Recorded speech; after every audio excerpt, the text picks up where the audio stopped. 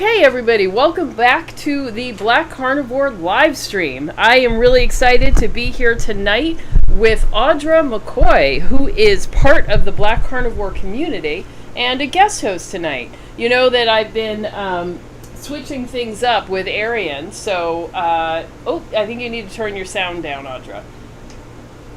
Your sound on your computer if you're watching the live stream. Oh, I'm sorry. Yeah. Are you getting feedback? Yeah, I can hear it. Yeah. Okay. So, so you all, may or may not know Audra from the Facebook group, but she has been following the carnivore diet for, I guess, almost a year now. And, I can hear it. Yeah. And we're just going to chat about it, and we're going to chat about oxalates. Were you able to, I think, hit mute or just turn off the live stream? I'm sorry. That's okay. Just turn off the YouTube. Okay. I'll turn off the YouTube. Yeah. There.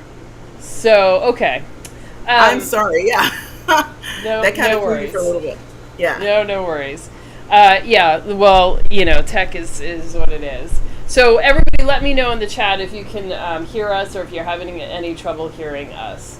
And let me pull up the comments. Here we go. Hey, Victoria. Nice to see you.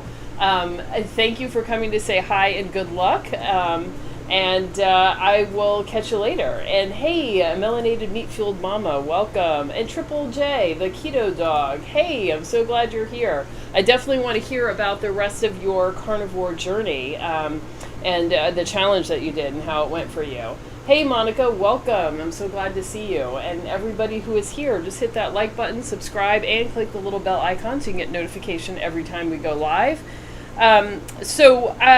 Anyway, I wanted to introduce Audra, and as I said, many of you know her from the Black Carnivore community, but let me just give you a little bit of background. So Audra is a pharmacist and an aspiring health and wellness entrepreneur, and she's looking to integrate natural remedies she learned at her grandmother's knee with a healthy diet to help other people get off of medications, and which only mask symptoms and don't actually reverse disease, which is what we are trying to do here.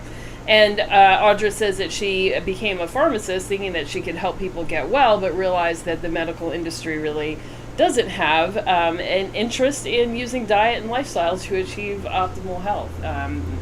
We want to get off the medications. We want to get off that, that medical, the medical industry treadmill.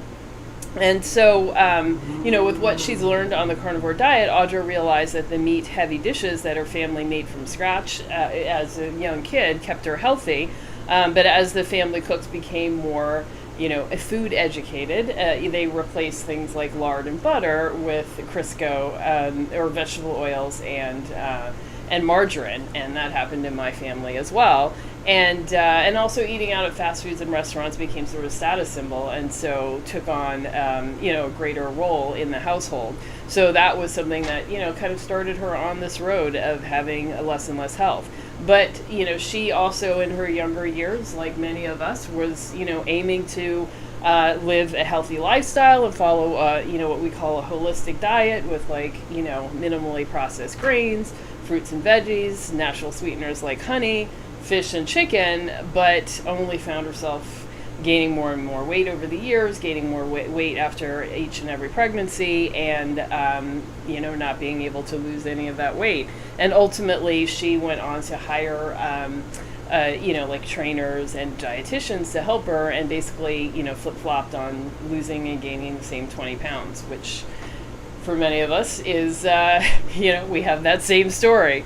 So in any event, keto helped her a lot to reverse, diabetes and high blood pressure and aches and pains and that sort of thing. But carnivore has taken her the rest of the way to really start, losing inches and better eyesight, better skin, and better body composition and all of that. So I think she is a classic story. Like, we know the story, and it's great to be able to talk to her and hear about her journey. And now today we're going to dive into talking about the interview that we did on Tuesday with with Sally K Norton talking about oxalates and, kind of start reviewing our lives and our diet history to see where oxalates might actually be playing a pretty large role in our health and well-being. So, what'd you think? Is that you? Tell me, Audra, is that you? What I described?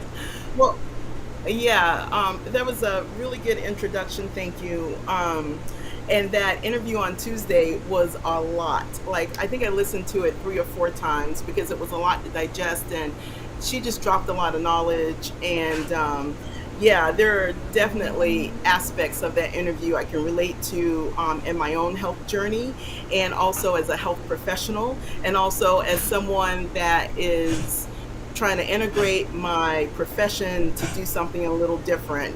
Start with better nutrition and eliminating toxicity. Yeah. Let's see. Victoria says, do you remember her? Do you know Victoria Olson? She has a Facebook group.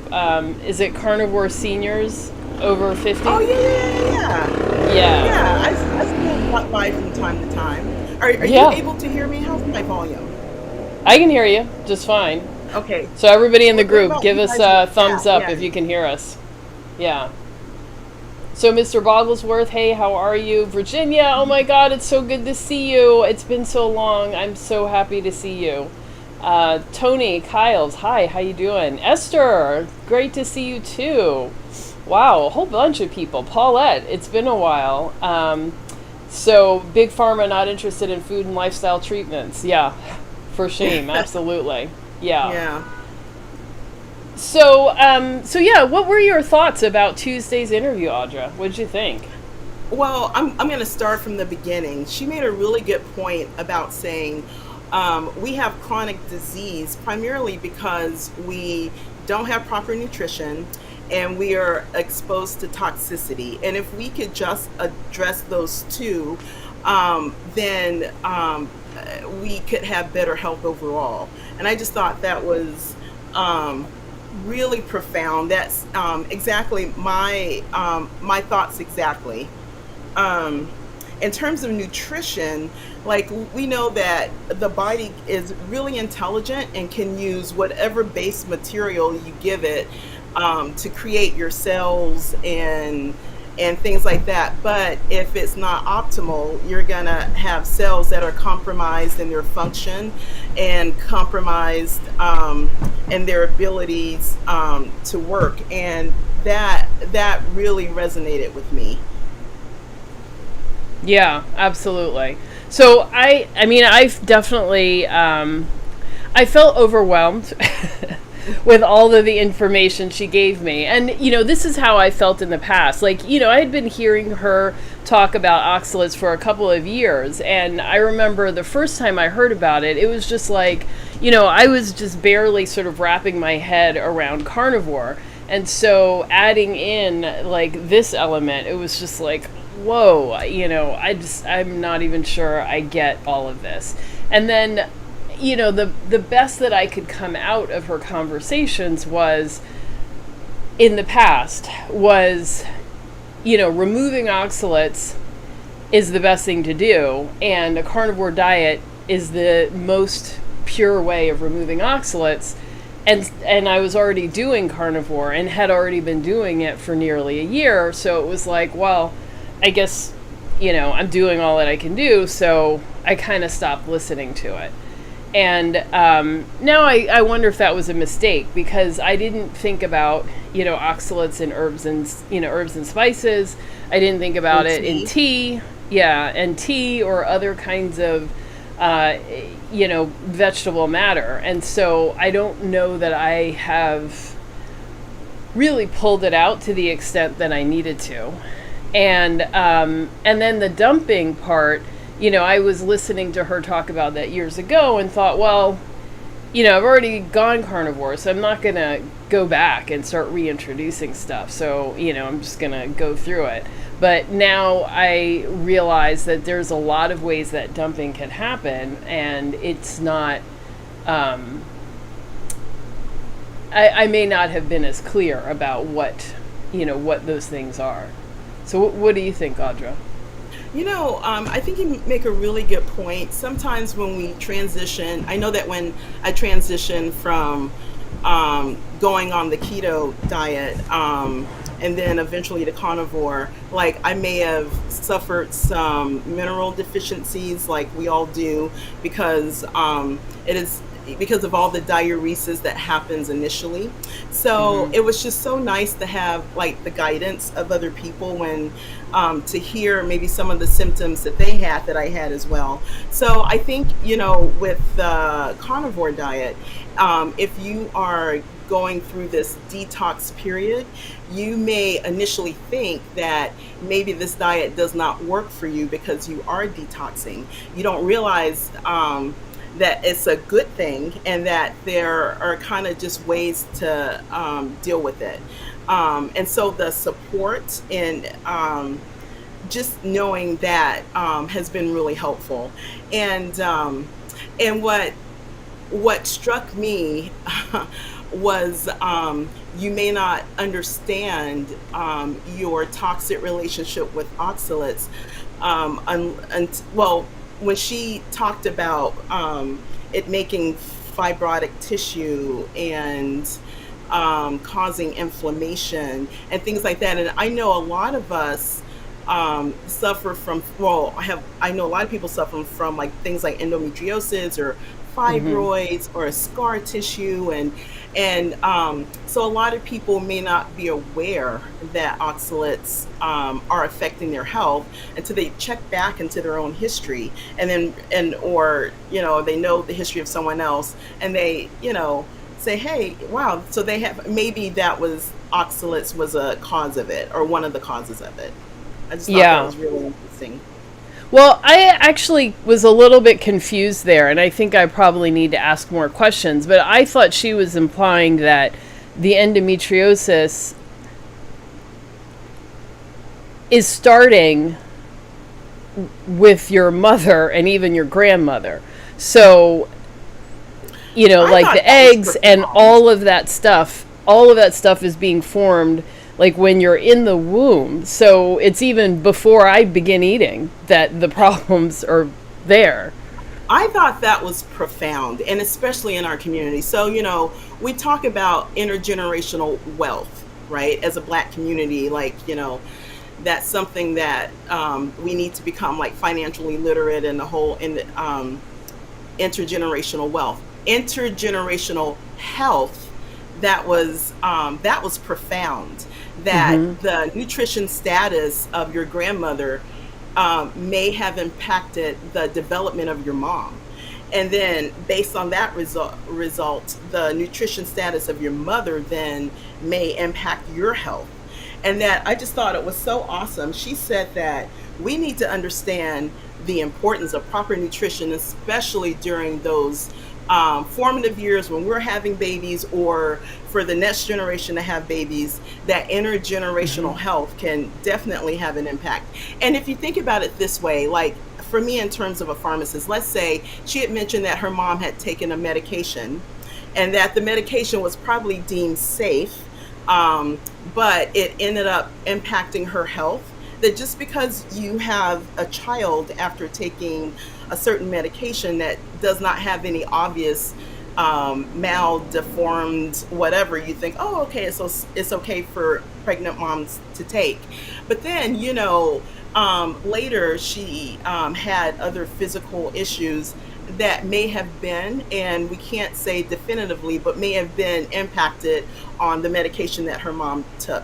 Well, I think nutrition is the same. I think Mm-hmm. we all know that if you're deficient in certain, like B vitamins, then like, folic acid particularly, then babies don't develop certain things. I think it's the neural tube or whatever, but so I think A, being nutritionally deficient in certain things, and also maybe having a diet with toxins can impact the health of a child, or that adult, but we don't know. Mm-hmm. So all the more reason why it's important for us to focus on good primal nutrition that Hmm. meat-based nutrition, because we don't know what all these additive things are, the long-term effects of them.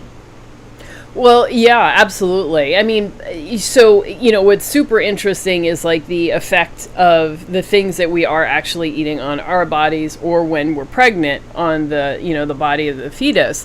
But like you said, and like she said, the effect of, generationally, the effect that it passes down through the line. And I actually do remember reading some studies about, I think in the Netherlands, that were they were looking at the offspring of people who had starved during World War II, because I guess in the Netherlands they had a particular problem with starvation, and there were genetic changes in the kids and the grandkids of the people who had starved, so that episode actually was passed down in the DNA. So it wasn't it wasn't just like a psychological thing. It wasn't just like, now you've got a generation of people who have this like particular response to starvation, but it really was like a genetic change that was passed down.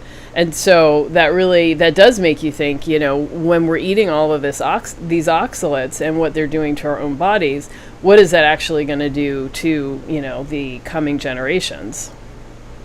And Yeah. it sounds like endometriosis is one of those things, which is a pretty bad thing. Or maybe the propensity to have a fibroid or unusual growths or something like that. I know that scar tissue, especially in my family, those dermatological things, it is an issue, like in Hmm. my own family. So who knows?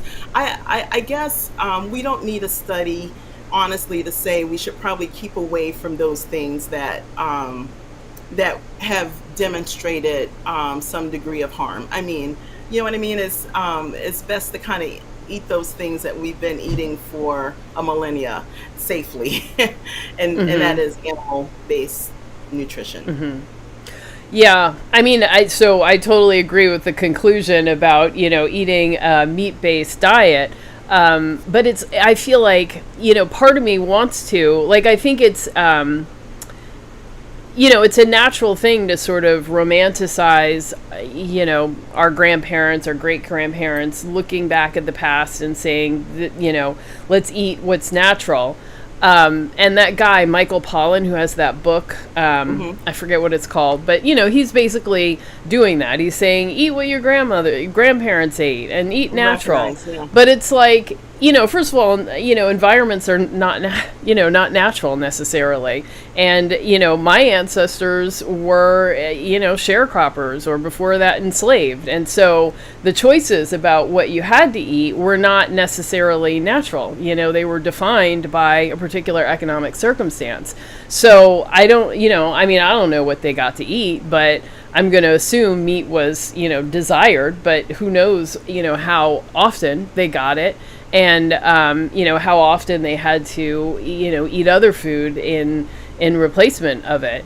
And, and some of the things that we know about eating, like, hoe cakes and, a lot of that stuff it's sugar, it's, flour, it's cheap stuff, and it's easy, and it provides quick energy to force people to continue to working in the field. So I don't know, I feel like, on the one hand, like, I want to look back and say, okay, these were the natural things, but on the other hand, it's kind of like, I don't know, but You know, it's it's hard to. Hmm. Go it's ahead. interesting you bring up food, because I know in my family tradition, I'm originally from Georgia. Like, we ate a lot of boiled greens. We didn't eat a lot of raw greens. Like, the whole idea of eating a salad Hmm. wasn't anything I grew up with. As my family became more educated, eating, I guess, raw lettuce and sauce was healthier than our boiled greens cooked in meat or whatever. And what I do know is that oxalates in plants comes in a form of oxalic acid, and it's water soluble. So I wonder, and we also had sweet potatoes, yams, and things like that.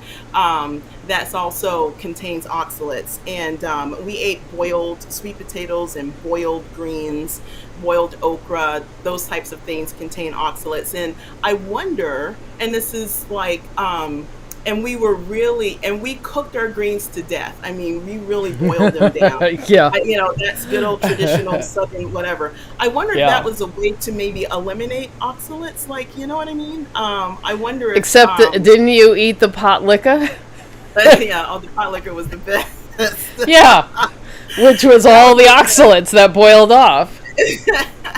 Yeah, so, but like I wonder if just that way of cooking them, if we didn't, if we just ate the greens or whatever, was a way, to maybe eliminate some of the oxalates in the food.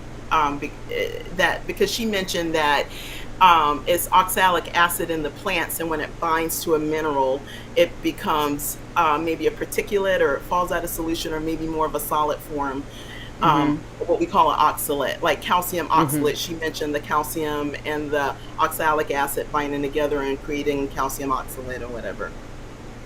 So, well, you clearly understand the chemistry way better than I did. So maybe that's true. I mean, maybe there were, ways of cooking that could reduce it. But, my takeaway from the conversation with her was not that, we should never eat oxalates. It is that our bodies can deal with it, but they can only deal with so much. So if you were eating greens and, and cornbread, along with your, ham or whatever you're having, like that might have been fine. But if you're having, a green smoothie, a corn muffin, and, at snack time you're having, some other kind of thing. And then at lunch you're having this big kale salad and then in the afternoon, a big cup of sorrel. And then at dinner, this or that. And plus a whole lot of sweet tea. That's when the problem arises. So it's not that your body can't handle any oxalates. It's just that it can't handle a ton of it, which is what we are doing. So I would think that, what was eaten in the past, may not have been that big a deal. But, maybe it was. I don't know. Yeah, and it's funny because we weren't raised on like raw or undercooked greens. And that was like a big no-no. And I know that when my oldest daughter moved to Portland and she said she had collard green wraps, and I go, "You eat them raw?" I said, "Ooh, don't tell my family." I saw that in a magazine and I was like, "Oh my God, are these people crazy? What?" So I decided to try making a burrito with a collard green like they had in the magazine. Yeah. Oh, I mean, I was just like, "Oh my God, these people are crazy." Yeah, and yeah, that was not, my stomach was like, "Oh no, don't ever do that, Ken." I'm not letting you do that. But, when for all of you watching, I worked at Weight Watchers for a while. And some of you know the story, some of you don't. I'm not going to go into the story now, but remind me later and I surely will tell it. But one day I was leading a group meeting, and there was a woman there who, has been working very hard in her journey. And she was a black woman from the South. And so she was saying that she's trying to eat more raw veggies, and that's what's important. And so what she had taken to doing was soaking okra in a mason jar of water overnight, and then drinking the water and eating the okra raw like that, like it had been soaking. Okay. And I was like, I don't even have words for that. That just seems so horrible. Like in my head, I'm thinking, I don't know, leper's bathwater, okra water.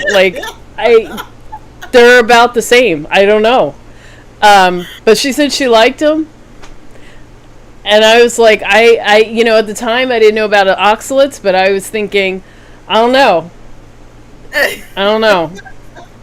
Something about that doesn't seem right, but okay. Wow. Mm-hmm. That's funny. Yeah. So when she talked about the whole oxalic acid and the oxalate, whatever, that made me think back to the way we prepare food traditionally, and then I thought it was interesting that the poison control people told you to feed your dog milk.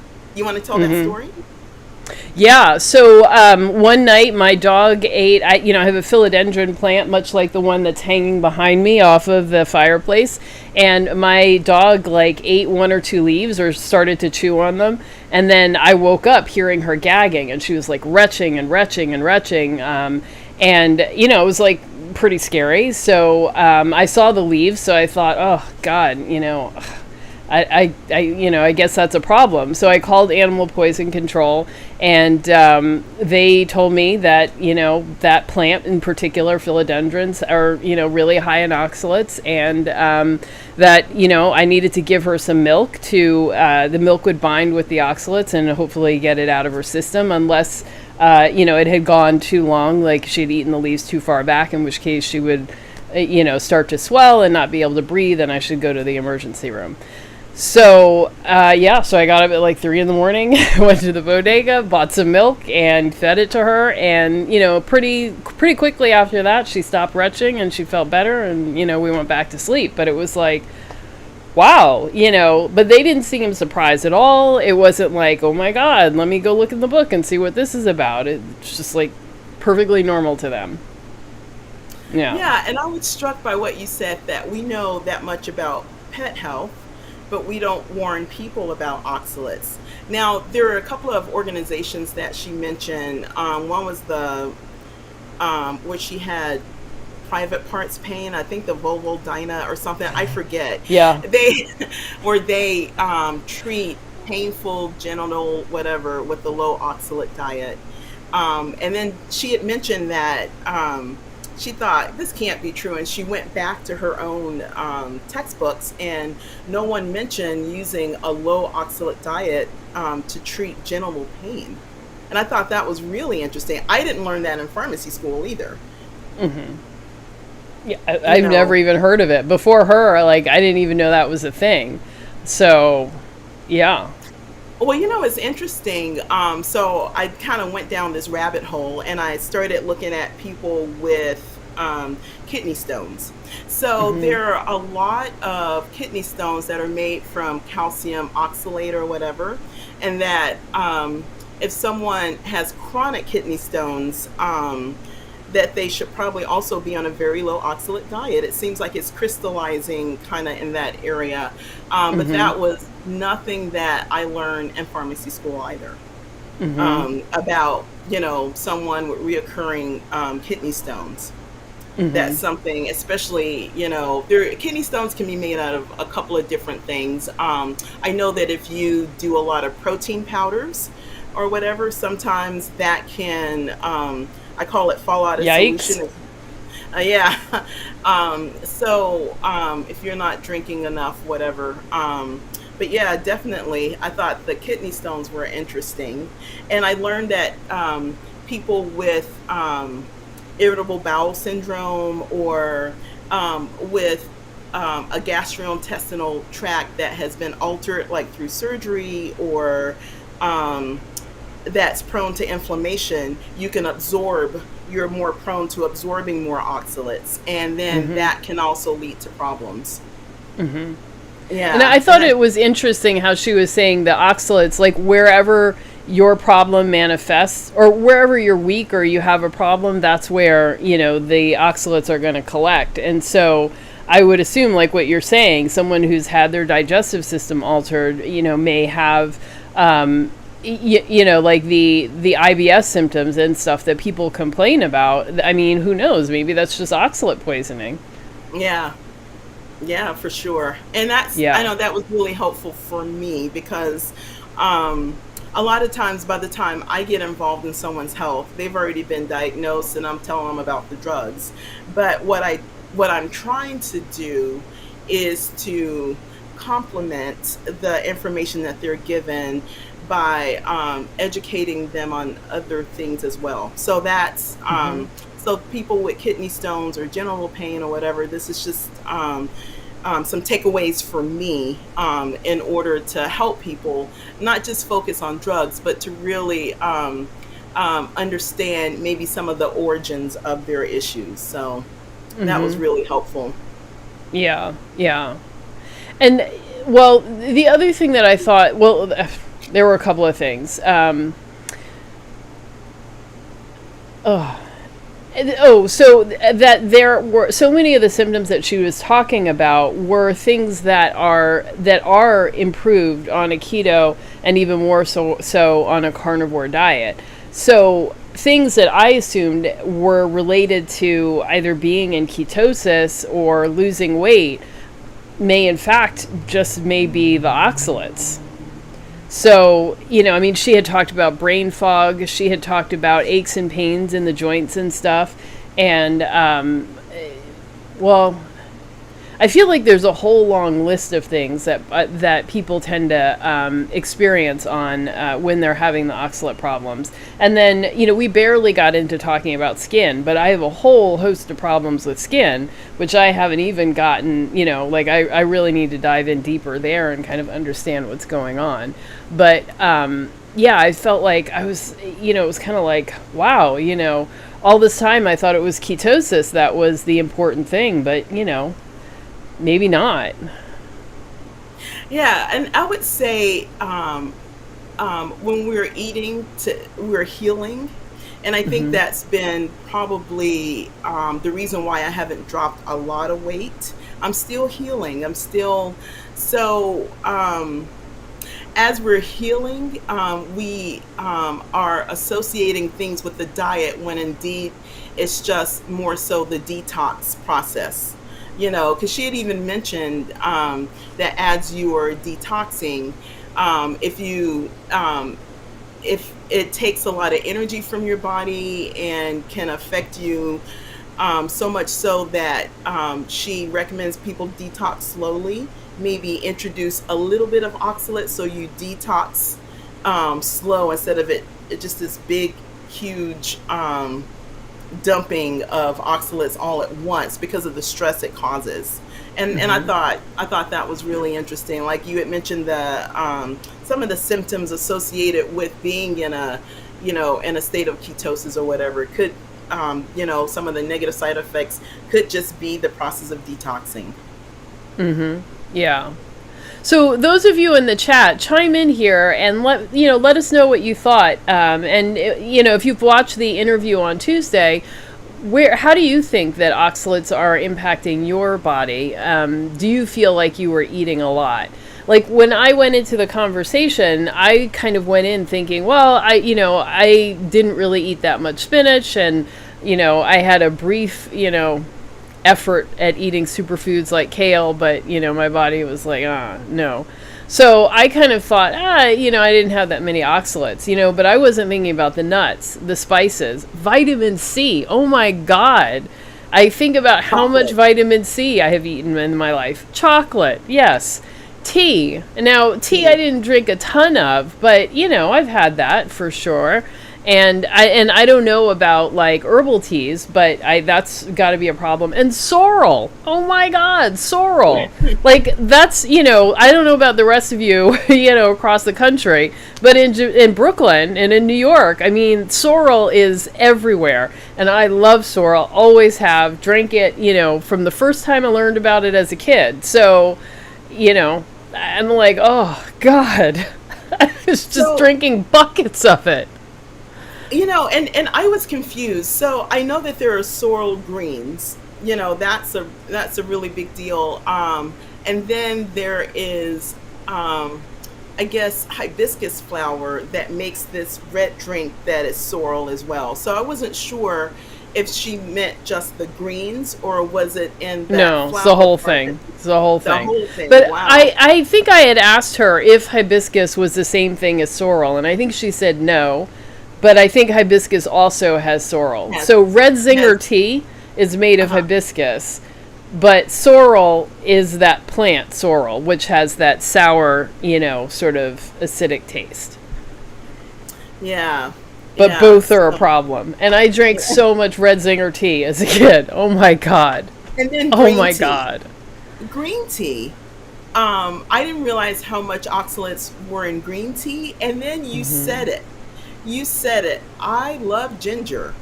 I love ginger a lot. And Hmm. there's a lot of oxalates in ginger. Now, she did make a point of saying that If you decant something in the oil, like say a turmeric oil versus turmeric, um, that the whatever form the plant comes in, you may or may not have oxalates or the same amount of oxalates. So, like, I guess just dried turmeric that you eat or whatever, that was high in oxalates. But the I'm sorry, but the turmeric extract or something from oil did not have Mhm. oxalates in it or something. That was interesting. Yeah, I thought that was interesting too. But since I didn't decant anything in oil, like, yeah. And that, the ex-boyfriend I was talking about, he, was like, I mean, he had heard everybody talking about turmeric, so good for inflammation. And he was like, well, I'm not going to buy, these like $50 bottle of pills. I'm going to go get the turmeric from the grocery store and put it in the pills. And that was about the time that I started hearing about this oxalate thing. And I was like, I don't think that's a good idea. But, he was like, no, it's great. And so I was like, whatever. So now he's an ex and I don't care. But it's like really, but it's like, wow, that turmeric stuff, all of this stuff that we think we're doing that's good is like such a massive problem. And let's see, in the chat, Esther says, what's sorrel? So it's a delicious beverage that's made in the Caribbean, and it's using the sorrel plant. It's basically like, I guess they take the leaves and, basically like making iced tea. You're soaking water with the leaves, and it gives a flavor, and it turns the drink red and very, very sour, and there's a ton of sugar added. So it's like, it's basically like red zinger with a slightly more interesting flavor Yeah. to it. Maybe healthier Jamaican Kool-Aid. I don't know. Yeah, I guess I would say it's like Hawaiian punch, but Yeah. it's healthier, sort of, maybe. I don't know. Doesn't come in a can, I'll tell you that. You make it naturally. The Bomb Baller says coffee is low in oxalate, so you're good there. You're good. Let's see, and Heather says, I didn't realize how many oxalates I was taking in until after the interview. I was amazed at how badly these oxalates affect the female body. Yeah, absolutely. Well, and I want to make it clear to everybody too. She and I are females, and we were talking about our own experiences, but oxalates are bad for everybody, and men have just as bad as stories with them, just different stories. So, we talked a lot about endometriosis and female health, but it's a problem for everybody. And in fact, I felt like at the end of the interview, I had so many more questions and things that I wanted to ask, but, we had already gone on an hour and a half. So if I have the opportunity to do a follow-up interview with her, then I would talk about men's health and some of the places that it's affecting them. But I would ask the question like erectile dysfunction and stuff like that. I would think that oxalates could have a very, very big role to play in there. So I don't know. I would like to add something. So, just to be transparent, I'll just tell you the story. I got my genetics done through 23andMe, and I got the Mm-hmm. health report as well. And one of the things I found out is that I have a particular genetic variant, and I have two copies of it, and it is associated with chronic kidney disease. It is actually common in people of African ancestry, this particular genetic variant that's associated with chronic kidney disease. So I have to underscore that just because I have that genetic variant does not mean that I will have chronic kidney disease. I just Mm-hmm. think that based on different environmental factors, if everything's right, then I may be more prone or more susceptible to having chronic kidney disease and end-stage renal failure or whatever. That's Mm-hmm. now some of the things that may I said with circumstances are correct. Some of the things that may lead to like this chronic kidney disease and end-stage renal failure is hypertension, diabetes, being overweight.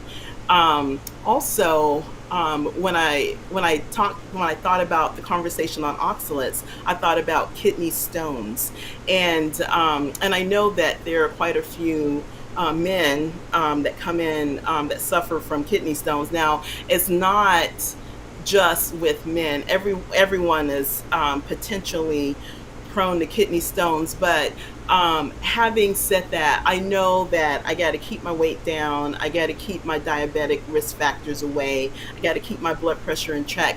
But I also have to make sure that I don't ingest things that could potentially compromise my renal function, my kidney function. And I think oxalates, like I didn't think like, I don't have endometriosis or fibroids, whatever. I was fortunate in that, but I may be susceptible to certain kidney disease. So those of us, obviously, in this particular community of African descent, it is common, and it's just something to think about that can affect us all. Okay. Yeah. So you mean, so things like obesity, heart disease, diabetes can predispose you to this particular kidney disease, is what you're saying? As well as having that genetic variant. Oh, okay. Yeah, so the genetic variant. So having said that maybe, I'm going to say maybe there's different degrees of resilience. Maybe some people with kidney disease, high blood pressure, whatever, they may not have necessarily, an issue with their kidneys. But with me, I have this like genetic variant that may make me a little bit more susceptible to all kinds of conditions that can impact my kidney function. And oxalates, eating a diet high in oxalates can also affect that too. So that's something that's relatable to all of us, having this particular variant that's related to kidney disease. Well, I did that 23andMe thing, and, I don't know. I guess I kind of looked at it and was like, I don't know what all this means. So I guess I should look at it again, but I don't remember seeing anything that jumped out like, hey, you should be really worried about this. But, yeah, I don't know. Maybe I have it too. I don't know. Yeah, well, I bought the health part of it, and it's funny, they keep updating it. I guess they keep running my data and whatever, and they'll go, hey, guess what? We found out that you are susceptible to this, or you're not susceptible to this. Like, I know I don't have the BRCA gene that's associated with breast cancer or whatever, but I do have this variant, 2 copies of it, of this particular gene that may make me more susceptible to kidney disease. So, and then like I say, the typical stuff like keeping our blood pressure in check, whatever, which is, great that we have the carnivore diet to help as a way to optimize our health and maybe prevent disease from happening. But I know that a diet in oxalates, especially if I, keep having I don't have any kidney stones, but if I give myself kidney stones based on my diet, then I know that can also alter the functionality of my kidney as well. Okay. Yeah. So just to go back into the chat here, Saran says, any thoughts about coconut water or coconut milk? I didn't ask her, and I should have, because that's something that people have all the time. So I don't know. Yeah. Do you know? Did you remember seeing that on any of the lists? I don't recall seeing coconut on any list, but the lists were not, I just went to different sites to take a look. They're not very extensive. Yeah. And there are high oxalate foods, moderate and low. So like the higher one were like the rhubarb leaves, and we know that they're quote unquote poisonous. Things like beet greens, beets, things like that. She said that greens in the cabbage family didn't have as many oxalates in them, And then I also looked up the mustard family, because mustard greens, whatever, that's in our community, and that didn't appear to have high oxalate rates, but it was definitely the Swiss chard, rhubarb, beets, cocoa powder, sweet potato, peanuts, star fruit. Keep away from star fruit. Evidently. Yeah. Also kiwi and strawberries, I think, too. Yeah. So the star fruit, keep away from star fruit. I didn't know, and I used to like star fruit. I used to. I've actually never had it. Yeah, I don't know anything about it. Yeah, and you're not missing anything, and you probably don't want oxalates. Yeah. Paulette says on the sorrel, it's the bud that's the active ingredient, not the leaves. So I guess if you want to make sorrel tea, it is quite tasty. So use the buds, not the leaves. Let's see. Anna says, I have 4th-stage renal failure. My last kidney test, my function had improved, which my renal specialist said, quote unquote, never happens. I think I have unknowingly dropped oxalates with Carnivore. Yeah. Fantastic. Brava. Yes. Amazing job. And in fact, so next week, my interview that I'm going to be publishing is with Tariq, who is a member of the Black Carnivore community, and he has actually reversed his kidney disease. So his doctors have said, I don't know what you're doing. Don't stop. We've never seen this happen before. This is amazing. I can't believe it. Just keep going with what you're doing. So Anna, so Anna, make sure you watch next week's interview. But yeah, I think you're doing it. You are actually going to be able to, turn your disease around, and he's getting off medication and stuff. It's a big deal. Wow. See, that's what's up. That's what I want to do. I want to take people off meds, but keep taking yours until you see your doctor. Yes. Yeah. Don't just stop. Don't just stop. Yeah. Yeah, but I'm sure so many doctors feel like, I assume that people get into medicine because they do want to help. And so it must be demoralizing to year after year see your patients get sicker and sicker no matter what you do. And then some of them find, a solution outside of you. Like, I'm sure the doctors are like, well, great, but, what did you do? Like, how do we replicate this? So, I don't know. Well, again, I think we started off by saying that she had underscored that a lot of our chronic disease is due to poor nutrition and toxicity. So once we eliminate the toxicity, once we nourish ourselves, obviously with a carnivore diet, then things turn around. Just like the kidney disease that's going on, and the diabetes or whatever, acne, all of those things. So well, it begs a question, like, what can you turn around? Like, at what point is the damage so much that you are not able to reverse it? But it sounds like from Anna and from Tariq, who we're going to hear from next week, there can potentially be stuff that has never been seen to turn around that, has caused a lot of damage, and still that can heal. I know that I was educated to believe that a lot of chronic disease was progressive, and that once you have it for life. I know that the first 10 years of my career, I really spent a lot of time in securing the information put out by the selective stuff put out by professional organizations and, whatever, just to make sure I understand it and I knew how to progress, with people. So in other words, if someone's diabetes was getting worse, my attitude, before I understood the cause of most disease, whatever, my attitude was, it's probably genetic, it's definitely progressive. Thank God we have these drugs that's going to buy you more time.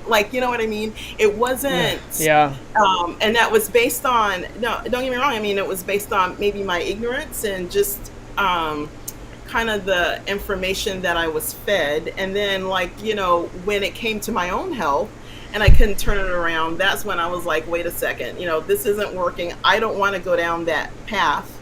of the drugs, like, because I know it's not going to make me any better. It hasn't made anyone that, part, it hasn't made any patients better. I know it's not going to make me any better. I don't want to go down that path. That's when I started, trying different things. So I think, not to give medicine an excuse, but a lot of us are just ignorant in that fact, and have been educated to believe that disease is progressive and uncurable and unreversible. But you make a really good point. The long-term damage that we do to our body may at some point not be reversible. So who knows? So the quicker we acknowledge this, and the quicker that we can begin to turn our health around, I think is a better way to approach, health and Wine. disease. Sorry, it just occurred to me. I was trying to think about what was the other thing that I ate. It consumed a lot of that had a lot of oxalates, and wine. That was the other one. It has tannins. Oh, wow. Yeah. So tannins are oxalates? Uh-huh. That's the problem with teas too. With tea, because of the tannins. Yeah. Wow. Yeah. Wow. Yeah. So I, because I'm running through my head, like, in terms of the damage that's caused and whether it can be reversed. My problems with, my reproductive tract really sort of began in my mid-40s, and I had been losing weight, and I'd been doing the keto diet. And so, I said to my gynecologist, I thought that losing weight helps with hormones. Like, why is my stuff getting more out of whack? And she's like, yeah, it usually does. I don't know. And so now thinking back, like, my keto diet, it, was good for the ketosis and for, reversing like prediabetes and stuff like that. But I was still eating a lot of nuts. I was still, periodically having a lot of wine, and I was still eating, some vegetables and spices and things that had a lot of oxalates in it. So I still think I was consuming a lot of it. And then when I went to Carnivore, and took all of that out, I was having, my skin problem still had not resolved. And I think that really is not so much the eczema as it is the oxalates now. Wow. So, yeah. And, so, I don't know, and the way she described it, I mean, she said that she's been on a low oxalate diet for 8 years, and she's still clearing. I mean, she's still healing the from the damage of the oxalates, and still clearing the oxalates out of her body. So it's like, oh my God, I mean, it could be like 20 years before, I'm able to clear out a significant portion of the oxalates, and then whether my body could repair. I mean, scar tissue, the problem with like endometriosis is the scar tissue it creates. And scar tissue, I don't know, it's not really, it's not repairable, and it's not elastic, and so you can't, so once you have scar tissue forming, like, that tissue in that area just can't do what it normally does. You make a really good point. All of these superfoods now, like, red wine, and then like the chocolate, and then a lot of plant foods. I know that plant and blueberry smoothies are, all the rage. Wait, are you kidding? Do blueberries have a lot of oxalates too? Like, well, I'm not sure, but the point is, all the foods that we're eating that are so-called superfoods, plants in origin, they may contain compounds that, I don't know, that are associated with health, but they also contain compounds that are not good for us too, right? Like, like you had mentioned red wine, and then, like, remember red wine became all the rage. It kept mice alive for something. You know what I mean? And now we somehow have deducted that it's supposed to be good for people too. Like, Yeah, yeah. Actually, I think it's interesting about the studies about alcohol being healthy for you. By far, like 90% of all the studies about alcohol says it's all bad for you. And then there's a small number of studies that'll say it's good for you. But those are the studies that make it to the news because that's what people care about. And, they want to see that. But by far, the research shows that there's no amount of alcohol that is good for you or healthy or helpful. Which breaks my heart, but but I get it. I get it. Like, if I'm in it to win it, then I know what's up. But I don't know that there's oxalates in vodka. So I'm talking specifically about wines that have tannin. Vodka is I don't know. That's a different substance. Yeah, and a different stressor on the body too. It's a different type of stressor. I mean, there's all kinds of different stressors, like... Yeah. Uh-oh. Somebody froze. Was that me? Or is that you, Virginia? Everybody in the audience, can you give me a thumbs up or let me know if you can see and hear me? Man, this conversation is going so well. I definitely want to hear more of it. So, Audra, if you can hear me, why don't you go out and come back in and follow the link that I can hear you. Can you hear me? I'm going to go out because I'm frozen. Yeah, there you go. That's what's happening. Okay, there. Yeah. All right. So, Corey Young, I see you now. So, Corey Young says, cut out spinach and almonds and you will be fine. I cut those out and my joint pain disappeared. So, that's a start. And if it works for you to reduce your pain, then, you're good. But you may need to go further than that. And so this is what we're talking about with wine and all of the greens, but spices and, and I wonder a lot of the supplements that people take, I don't know, people ask me about different kinds of supplements and I think I don't know, it could be that these things are full of oxalates. I don't know. So, Audrey, you might your internet connection. Mm-hmm. No, go ahead. Okay. Go ahead. I can hear you. I'm gonna pop in and. Okay, you can. Okay, she did mention that how foods are fortified. That I'm not sure if the fortification of food is necessarily healthy. Which just underscores just eat the right nutrition anyway. Yeah. Agreed. So I'm not a huge fan of supplements, although lately I've been thinking about with calcium, and this was another question that I wanted to come back to and ask her, but didn't really. I'm not consuming any dairy products, and I don't really chew on a lot of bones, so I don't have much calcium at all, and I kind of think that is a problem. So I'm starting to wonder, I do have a bone meal powder, which I have started to put into capsules to take, and I'm starting to think that, I should probably do that. Especially if, getting the oxalates out of your body, if, the calcium is helpful in binding the oxalates and moving it smoothly through your digestive system. So, I don't know. I mean, that's another question that I will ask her. And I don't know if anybody else out there thought about that.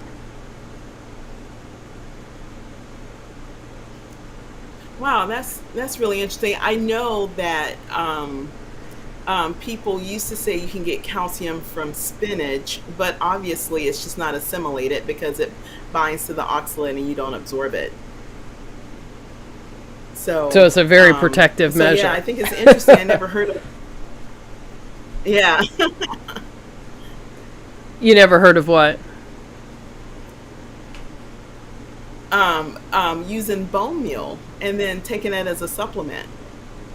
Well, so in the beginning of my carnivore journey, when I was listening to some of the people who were like, oh my God, you must have this, you must have that. Well, that was one of the things Saladino talked about. You must have bone meal and bone meal powder and eat eggshells. That was something else that he did. So I bought a jar of bone meal powder but then never really did anything with it. It, doesn't dissolve into anything. It's very unpleasant to consume. So I just have it.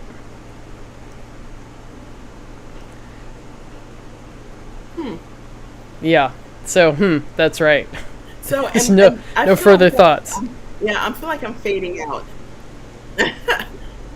There might be a delay. Your internet connection might be kind of slow. So, can you hear me now? Nope. Okay. So anyway, I actually was really pleased that we had this conversation. I thought it was super helpful. There you go. Okay. Corey Young says, you have to watch the almond flour since it's in everything in the low-carb space. I'm not a fan of supplements. Try to stay with whole foods, avoid processed foods. Yeah, Corey, I totally agree. And when I first started keto, like, almond flour was not a thing. So, like, it just, I wasn't consuming that. But when it started to become a thing, I kind of felt like, nuts is one of those things that a lot of people have sensitivities to and allergies to. And I started thinking, if I'm eating, products that are made of essentially, what's like pounds of nuts, that kind of exposure level, I felt like was going to make me allergic to it, even if I wasn't already. And I didn't want to do that to my lovely, delightful, favorite nut of the almond. So I did not go down that almond flour track. What do you think, Audra? It's funny. She had mentioned that in her interview that, even in the keto space, eating a bunch of spinach smoothies and eating almond bread is just it's not a better option. Mm-hmm. So yeah. I would agree. I think and it's funny. So I'm not much of a baker, but I did attempt when I was more keto to make keto bread with almond flour, and I've never been successful at it. I guess I'm not a baker anyway. But I notice if I eat nuts now, it really upsets my stomach. Like, I used to be able to grab like a handful of pecans or something, but I'm just with having a period off and then going back on, I'm not tolerating it. And it could be that I've always lived with maybe low-level pain or inflammation and didn't really notice it because that was my normal. But then once I kind of got better and healed and reintroduced it and kind of felt crappy because I was a lot more sensitive, that maybe it's just not something that I really tolerate. And you have to understand, I love nuts. Like, I've always loved nuts, but recently, the last couple of times that I decided to have a handful of something, it just didn't sit with me well. Yeah. Well, my parents were hippies, so back when I was growing up, they insisted on soaking nuts and then roasting them in the oven. And I now realize that the soaking the nuts, partly like with the greens, probably allowed some of the phytic acid and some of the oxalates to rinsing them off essentially and soaking them out. So you might find that, you do better if you do that. It's a lot of work though. Yeah. So, and I haven't had nuts since my, the first year I went carnivore. So I don't know. But yeah, I mean, they definitely are hard on the stomach. I don't think that they're easy to digest at all. Yeah, and you made a good point on one of your other lives when the part of the plant is not meant to be eaten, it's not probably easy to eat, like a nut, like, that's that plant's next generation. So of course it's going to be harder to eat and full of endogenous, I don't know, I don't want to say insecticides, but full of something, that whoever eats it will get sick, So no, I mean, tons of plants have insecticides, like their own, endogenous, pesticides. So right, yeah. Exactly. And it's funny because, like, even before I was keto, whatever, I was so interested in eating organic, and like, I didn't even mind going to the farmers market and having little bug eating whatever on like my greens that I would get, right? That didn't bother me because I figured if the bugs can eat it and not die, then it was organic.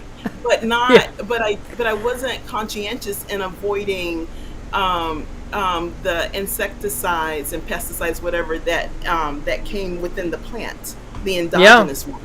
Yeah, they are Yeah. just as bad. You know what I mean? Yeah. And like, you don't think about that. You think, oh, it's organic. Yeah. Oh, Pandemic Carnivore! Yay! I can't believe you're here. I'm so excited. It has been forever, and we miss you very much, and you got to come back. So she says, great interview with Norton 8A. Woot! I guess that's a Canadian thing. And I used to eat so many nuts, you could call me a squirrel. Yeah. Ditto.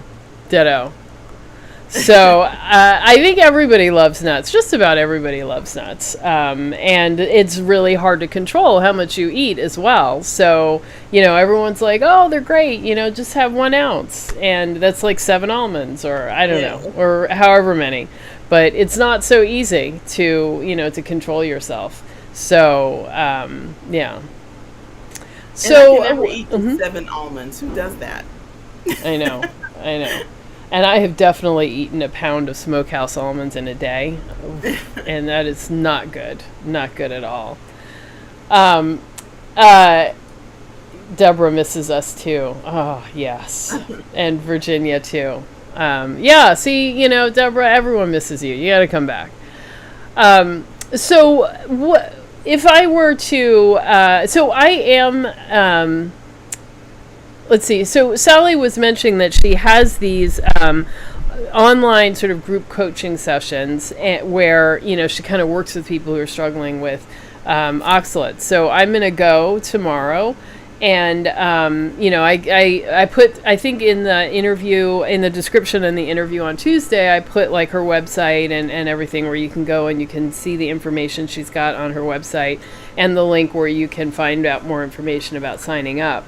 So, for those of you who think that this might, be a thing for you, I would suggest going and checking that out. But certainly, go through her website and read her information. I mean, she's got a ton of information there. And frankly, like I said, even after that long conversation with her, I feel like more questions than answers. So, I hesitate to tell you guys, well, this is it, with oxalates, cut this, this, and this, and, you're going to be good. Like, I don't think that the answer is that simple. And it sounds like, with the piece of like, of the detox that's going on, it's just not going to be that simple. And that it is going to require you to do, quite a bit of research and listen to other people's stories so that if you hear things that, reflect your experience, you kind of have a guide for how it goes, how you cut things out and so on. So I don't know. What do you think, Audra? I think you make a really good point. She didn't mention that people have different, I don't want to say a tolerance or an ability to metabolize or something, oxalates. So for some people, like she was extremely sensitive. And for some people, like I never noticed any sensitivities with oxalates, but I know that I want good kidney health, and I may even be suffering from some low level inflammation that's not on my radar, at this point in my journey. And so I think it's worth saying that because of the varying degrees of tolerance, then where you are on the oxalate spectrum, whether you're super sensitive or whether maybe not as much, then that's just something just to kind of be self-aware of. I will say that when I was doing my research, we have a bacteria that lives in our gut, and I looked up the name. Anyway, this bacteria uses oxalates as energy source, so it kind of eliminates oxalates, whatever. So people with those that have taken antibiotics that have had their part of their intestines removed due to surgery, weight loss surgery, or that have an inflammatory bowel disease may not have this particular bacteria in their gut and may not and may lose some of their ability to eliminate oxalates. So that's just something to think about. Wow. I mean, that's a huge bomb to drop at the very, very end, folks.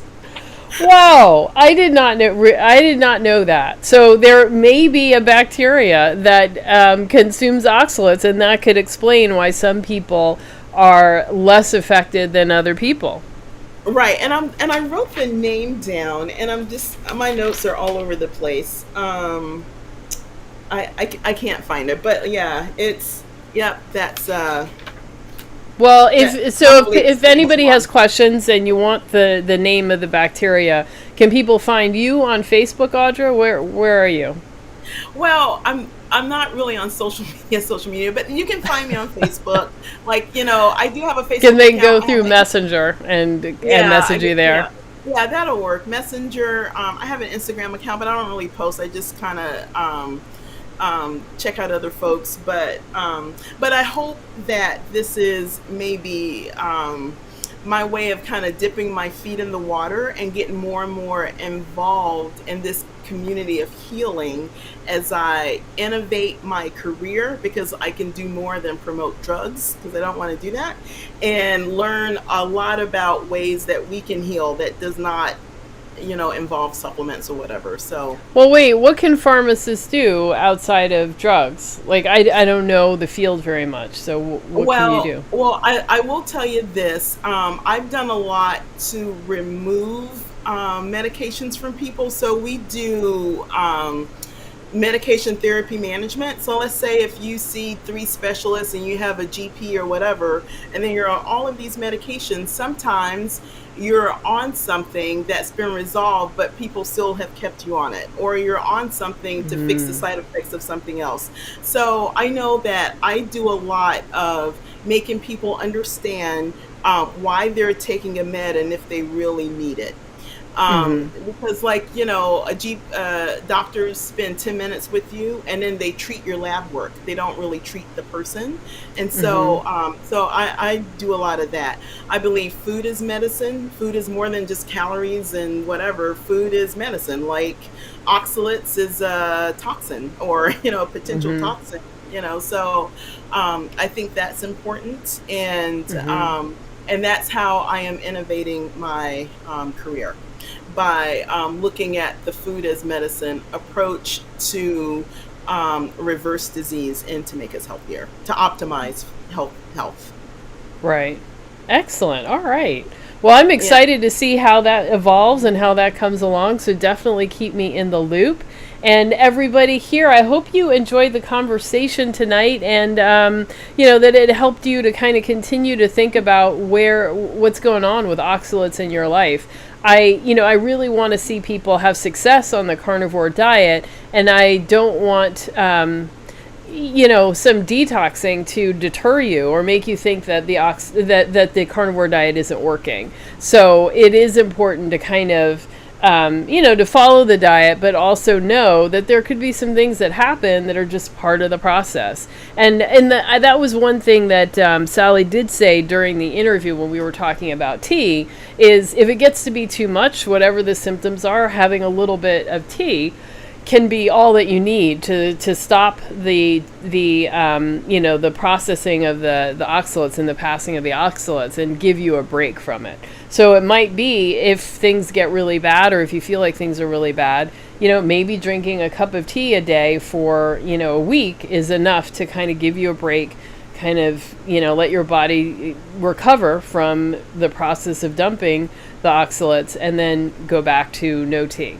So I don't know if you had heard that, Audra, or what you thought about that. Yeah.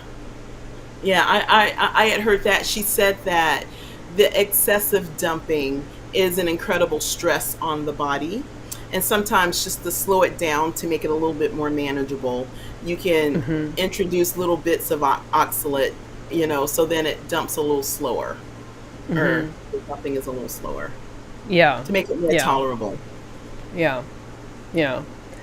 So, well, yeah, there you go, guys. So I will keep you informed as I continue to ask questions and continue to try to understand, my own, health history.